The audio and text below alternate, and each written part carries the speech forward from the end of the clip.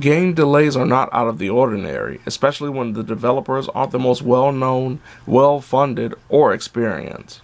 In regards to Biomutant, a third-person, post-apocalyptic action-adventure open-world offering featuring furry animals trying to stop sheer destruction, was handled by the new studio set out of Sweden, Experiment 101.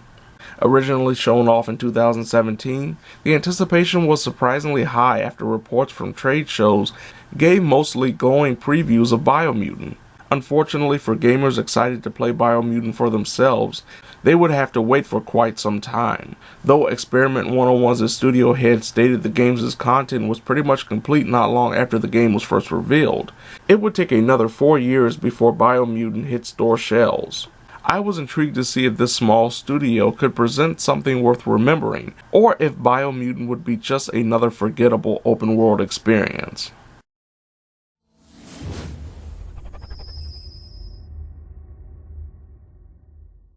Following an interesting recreation of the high-quality teaser that is essentially a tutorial, the player is given the chance to take their crafted character into the world in an effort to save the Tree of Life and uniting the tribes waging war in this humanless land. As per the norm with open-world games, there are a plethora of missions both main and side, with the prior mostly revolving around working for or against the tribes. Though war between characters seems like the most pressing threat to society, the truth is 4 monsters known as World Eaters are ready to literally eat up everything including the Tree of Life.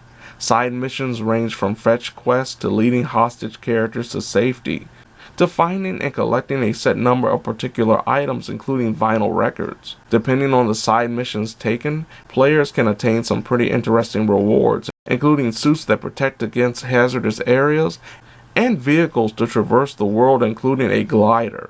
Beyond completing a bunch of repetitive missions and solving the world's woes is character customization. As the game progresses, players can gain special abilities known as biogenetics with one type of skill points, biopoints.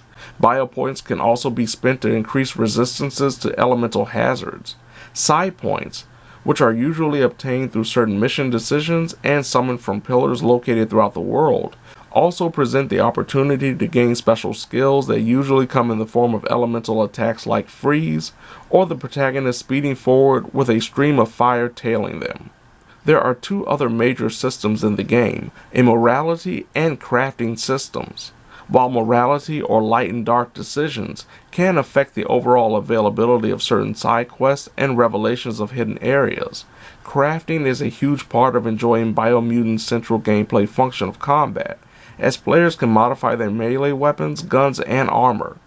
After over 20 hours, I saved the Tree of Life, united the tribes, overcame the World Eaters, and finished a bunch of side missions. But the game's repetitive nature and grindy trophy lists didn't encourage me to start a New Game Plus playthrough in an effort to attain the Platinum Trophy.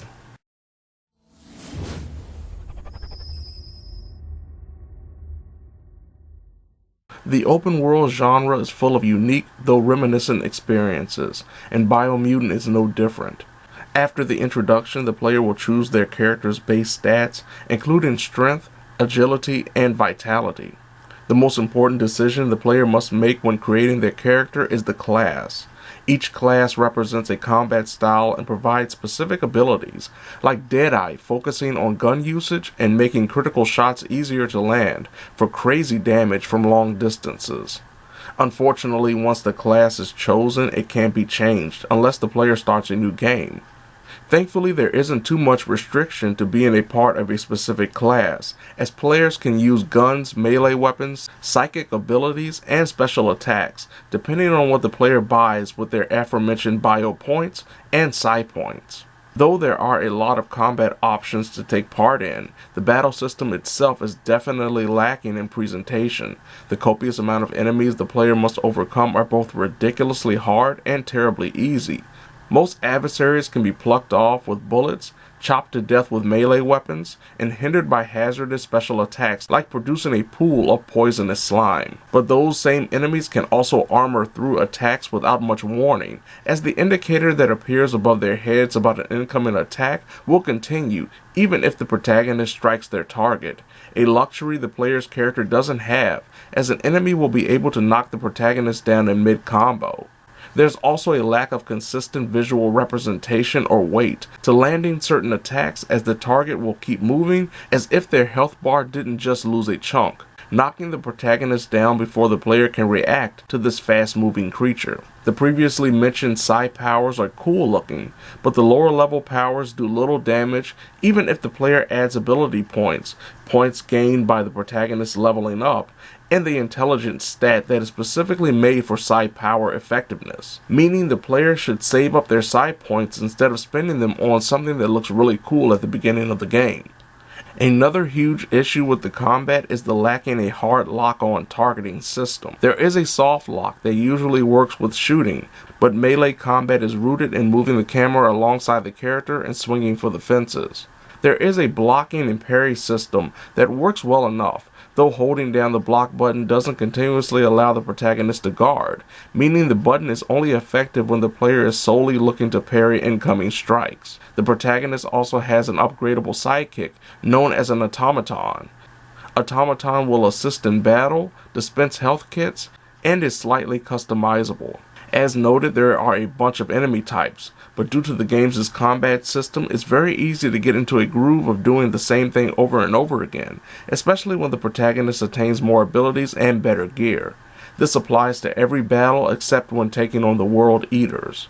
The 4 World Eater fights are wonderfully different from not only every battle available in the game, but also from each World Eater fight before and after it.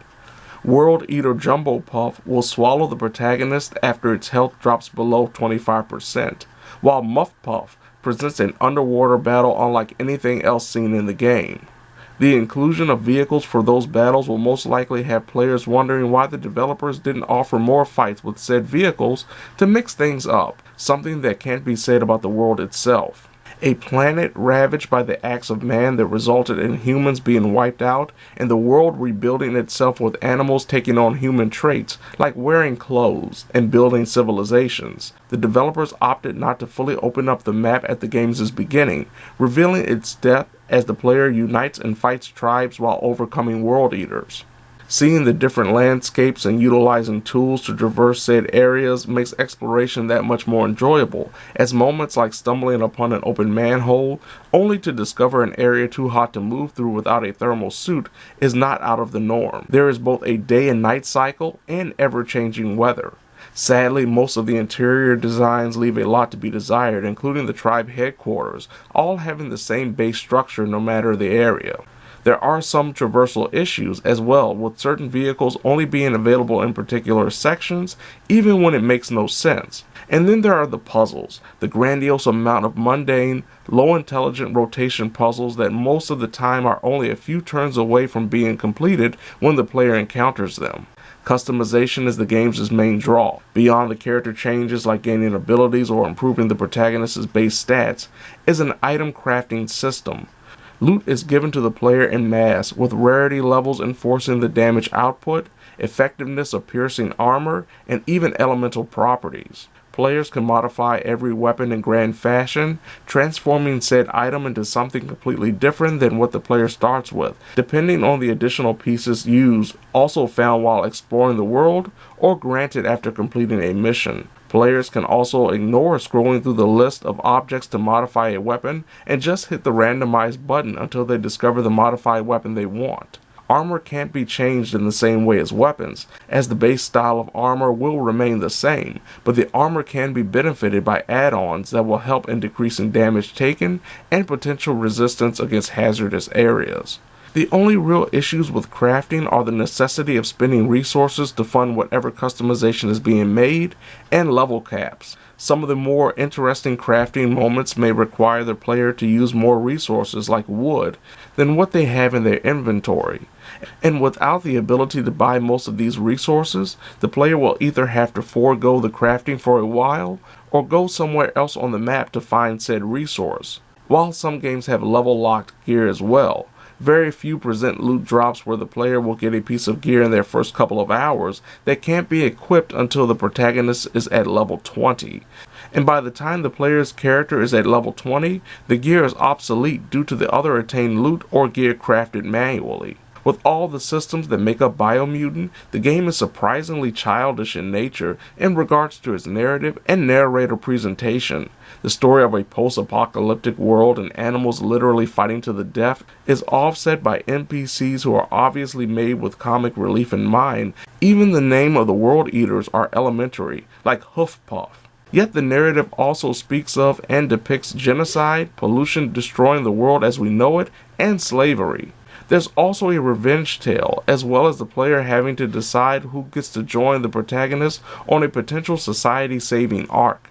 It seems like the developers didn't want to fully embrace the aesthetic's cartoonish nature to alienate players who would have the ability to handle the various gameplay implementations most children will ignore or wouldn't enjoy learning. The sense of childlike innocence connected to the story is complemented by the narrator who has to translate the NPCs' gibberish into whatever available spoken human language is chosen in the settings.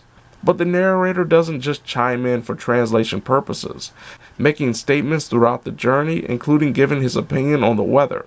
For some, the constant narration will be annoying, while others will enjoy the one-sided banter that breaks up the monotony of silence, usually only interrupted by a sudden battle. The missions also suffer from a lack of ingenuity.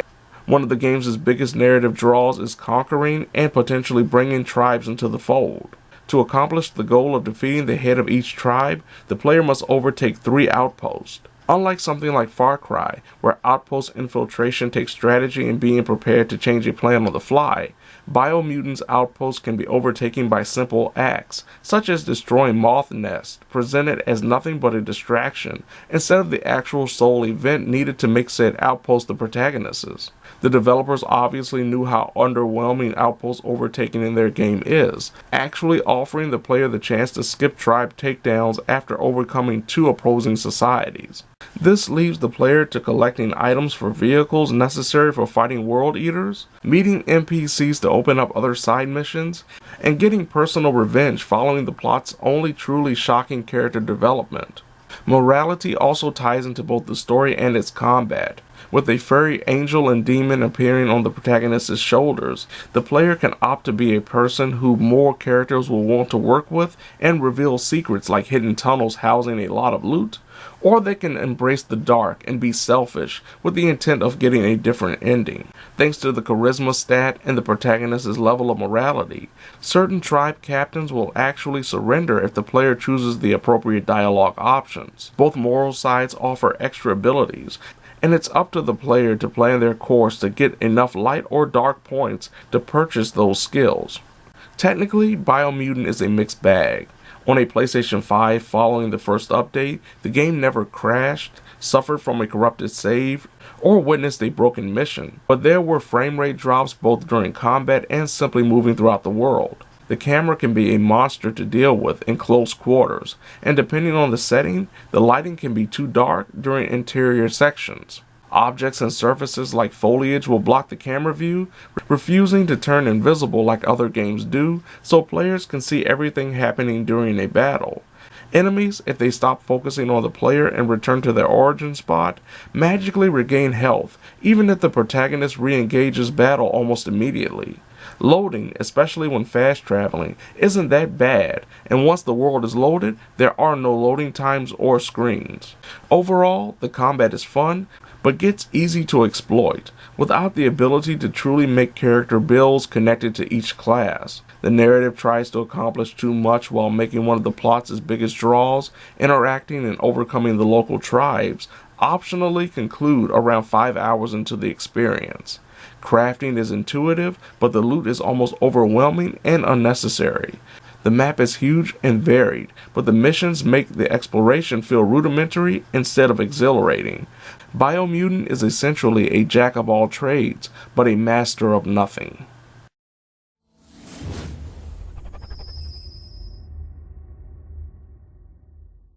The small studio that is Experiment 101 should be commended for creating a dense world full of loot that can be expertly transformed into a weapon of mass destruction. But for the developers' work at making a grand world, an interesting crafting system, and 4 memorable world beast battles, everything else feels underwhelming or unremarkable, including the combat, the narrative, and building a character off the player-selected class. Those who aren't sick of open-world games with a large map, light RPG elements, and a mediocre combat system will find a lot to enjoy with this game, but only after it goes on sale for about half the price. Others should most likely leave Biomutant alone, as the experience will be like lighting a rocket and riding it for a very short time before it collides with and blows up a building. Tension. So much damage.